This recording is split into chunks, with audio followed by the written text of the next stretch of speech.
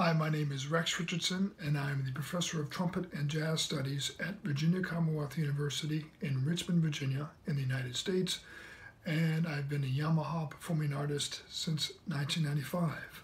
For my Minute Masterclass topic, I'd like to discuss something that I consider to be the most important and powerful tool in your musical arsenal, and it has nothing to do with your equipment or your technique or having a great high register or a great stamina or any of those things that are truly important to us as trumpet players, and they should be. However, what I'm talking about is your imagination. So why is the imagination so important? Well, if you think about it, this is what allows us to create the image in our minds of the most beautiful sound, the most beautiful way to interpret a phrase, and thereby to allow us to deliver this musical expression to the audience. It's also the way that we experience music as listeners. And if you think about when you were a kid and you got so turned on about music that you wanted to become a musician, this was because your imagination was really stimulated by a great performance.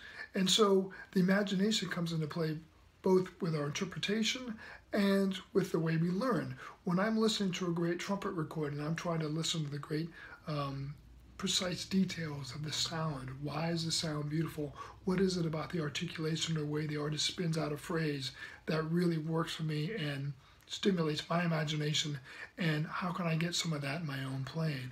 Likewise, if I'm listening to other forms of music, string quartet or pop music, anything along those lines, I can learn from these things in ways that affect how I want to play.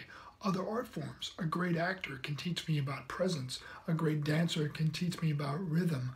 This is all about just using my imagination. And ultimately, my imagination is at the core of my mission as a musician, which is to deliver beautiful music to the audience.